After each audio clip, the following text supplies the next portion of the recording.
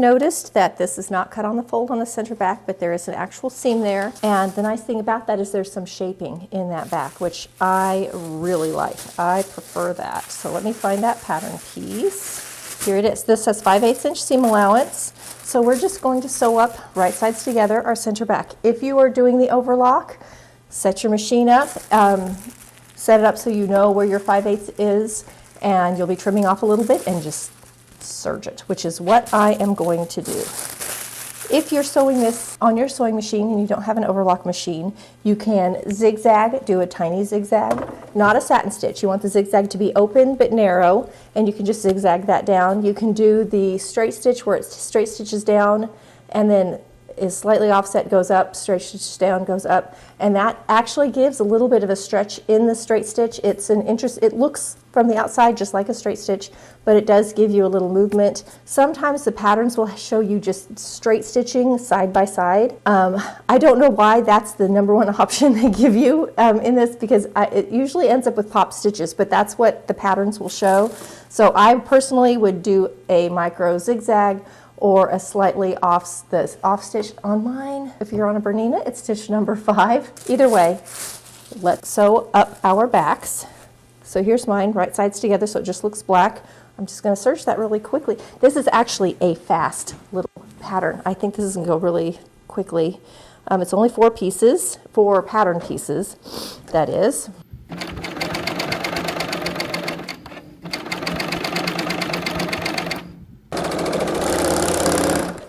Okay, let me show you how this looks now as one back. Oh, that's pretty. I'm going to like this fabric a lot, I can tell already. Okay, so now that the back is together, the next thing it has us do, it has us stay stitch our shoulders. If you're working with a really soft, stretchy knit, you can put an elastic without stretching it in the shoulder to give it strength, to keep the shoulder from springing. You can also get the clear elastic. That's a really great one to use in a shoulder. It's on the inside where you don't see it, and it's just caught in the seam when you're sewing up those shoulders. So that's definitely an option. Okay, so now that our back is together, doesn't matter what you're doing, that's our back. We're going to go to top B, C, D, E. We've got the back together, so we don't have to think about it again. They do it in step 4 or step 3 and 4. I'm going to do it early. We're going to go to number 1 where it shows us how to gather our, okay, so here's our front. And this edge is gathered, and it has circles, little circles. Those circles are to let us know where to gather. Okay, so it just says start a 1/2 inch below the large circle and ending at the small circle, so it is using the circle. So we're going to start, and it says for top D, you stop here, and then for top B, you're going to go all the way down to this bottom circle. So we're going to gather, you're going to start, it says a 1/2 inch below the top circle. I'm going to reread that. Does that start a 1/2 inch below the large circle? Okay, so here's our large circle. We're going to come down a 1/2 inch, start there. We're going to do a basting line all the way down to the small circle. And that's what we're going to gather up. That's what it says. So that's what we're going to do. And now it says to hem the smaller pattern piece number 6. In order to do that, I have first overlocked that edge that I'm going to hem. So now I can turn up and hem it. And if you notice, it says make a 5/8 inch narrow hem on that lower edge. So that's all we're going to do. We're just going to turn it up and straight stitch it. Okay, so I'm turning up I've turned up 5/8. I'm stitching on the half line mark. I love fabric like this because it just disappears. Can you see up close? See how it's gold, but it kind of goes to rose gold too. It's kind of got 2 shades of metallic in it, and I really like that. Anyway, super easy to do. If you are straight stitching, you can straight stitch. If you're at the serger and you have the capability, you could do a cover stitch here. Do the 5-thread cover, or if you have a 5-thread machine, you might have the cover stitch option. You could do that. You could do a micro zigzag. This will not be seen. This will be hidden underneath the other front. So whatever you choose, just choose so that it works well. This I'm straight stitching, and it stretches just a tiny bit, which is all I need. All right, we've done this. We've done this. I've already done this. So now we are going to stay stitch the shoulders if you want to. Stay stitching is where you either put a tape or a clear elastic, something like that, in the shoulder. If you're working with a really soft, overly stretchy knit, this is a good thing because it keeps your shoulders from springing. I don't always do it. Also, it's very good to do if you're not overlocking. If you're overlocking, sometimes that helps a little bit. So that's step 4. Step 5, in step 4, along with that, you're actually putting the shirt together at the shoulders. So let me pin it together. It's going to kind of look like this. So here's our shoulders pinned together. Our right and our left is pretty easy to tell. And then all of these pins, you'll see lots of pins on the sides. This is the circles, so I know where to match up gathers and stuff after the fact. But we're going to go ahead and stitch these in. If you have clear elastic or something, a little net tape, something like that, put that in that shoulder if you want to. You'll just stitch right through it, and it helps keep that secure. I don't have anything like that. I was looking around. I have my spiderweb netting, but if you have a net like this, even without the spiderweb, something like that, even that will work for this. I wish I had some clear elastic, but I'm completely out. So we're gonna go without for now.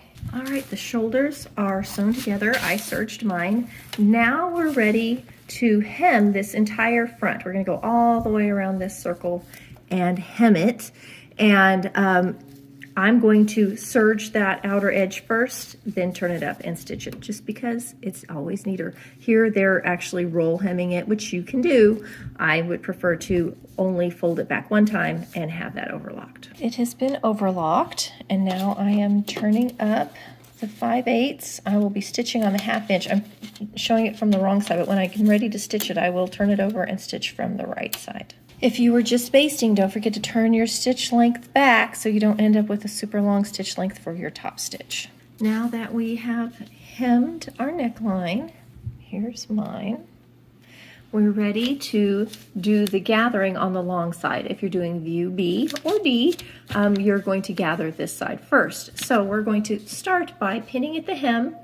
So we're going to pin right here at the hip and pin up to when we get into our first gathers. So here's my hip line. Started pinning, and you can see, I hope you can see, it's hard to see, I know. There's my little basting line.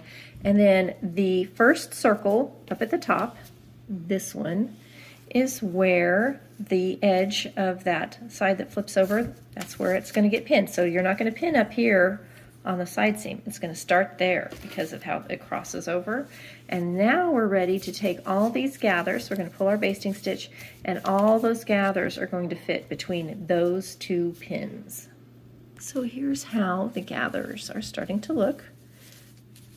So I'm going to get those nice and evened out. I'm going to pin them down, and I'm going to baste over these first, because after we get that done, I am going to do just like they do. I'm going to baste it, because we're going to come back and do the other side, and then I can serge the whole thing together. So I'm going to wait. Pin in and baste just the gathery area. So here's this side basted, and you can see this is it's this far down. Here's our shoulder. So now we're going to have that piece that falls over, the smaller piece. So here's the smaller piece, and it's going to come and lay right over and match up under the arm. Okay, so we're going to pin that on, and then on the other side we have a little circle that shows us where this starts. So the other side, we have the whole side filled in with the piece that we gathered, and then the small piece falls over it, lines up at the notch or at the circle, and we're going to pin that on, and then we're ready to serge both side seams. And it is, we've done this, and now we're doing this.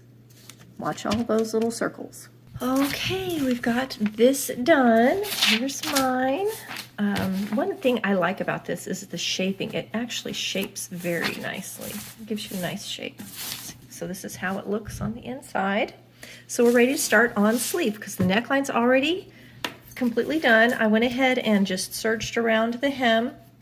So that's done. So we're coming down here to view B, number 11, and it has us e-stitching. It's a basting line for your sleeve. This is a set-in sleeve. It does not have any gathers, so it should go in pretty easily. If you're having any issues, this is the thing that will take care of the issues. So if you struggle with sleeves, don't skip this section, okay? Once you do your e-stitching in the cap, and it has little circles to let you know where to go, make sure you've also transferred your markings, your notches, so you get your front and your back in the right place. we're going to go ahead and just sew up the seam on the underarm. So I'm going to serge mine, and then we're going to put in a hem. So once I've serged this, I'm going to go ahead and serge around the hem too, so I can just turn up once to make my casing for the elastic. Okay, here's my sleeve, ready to go. I've got both of them done. So we've done this, I've serged the edge, so I'm going to fold up my 5/8 and back here at the seam, and I'm going to start and stop and leave the opening right at the seam because it's the underarm for my casing. You're going to cut your elastic. You want a narrow elastic, like 1/4 of an inch or so, and you're going to just measure around the lower part of your arm and cut it about that size, because when you overlap, it'll give it a little bit of spring. It's pretty easy. I have my casing hem down here. I've got my elastic cut. I pin one end to the seam so it doesn't get pulled in, and then I put a safety pin on the other end because it makes it easy to fish it through, and we're ready to fish through our elastic and finish off these sleeves. Okay, we've completed all of this. Here's our cute sleeve with the little elastic in the bottom. So now we're ready to come down to 23 because we're not doing C and D sleeve. I'm personally not anyway. So we're now going to set the sleeve in. We've marked our notches on the shirt and on the sleeve, so we can just line it up and serge it around or sew it in. And then we're ready to put in the hem. I've serged my hem already, so I'm just going to turn up and top stitch the hem, and we're done. So I'll show you the sleeve pinned in. Here is the sleeve pinned in. I have both of them pinned so I can sew them at the same time. If it's easier for you, sew it in at the sewing machine first and then come back and overlock it, or if you're comfortable, you can overlock the whole thing. And then I'm going to go ahead and just put in my hem real quick and we'll try it on. Here's a little trick when you're going to overlock and you know you're going to be serging off a little bit of your seam allowance.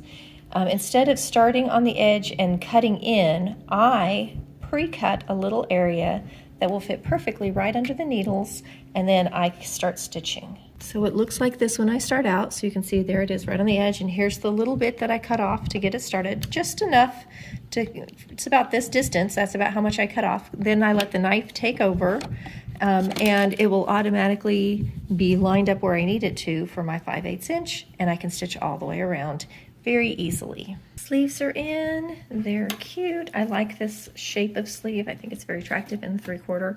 Everything's done but the hem. I'm getting ready to do it, but I want to talk about this neckline. It's deep and wide, and so it will gape if you're not careful. So what I'm going to do is try it on and see where the best place is, and I'm going to tack it up here to keep it from gaping open and causing a wardrobe malfunction.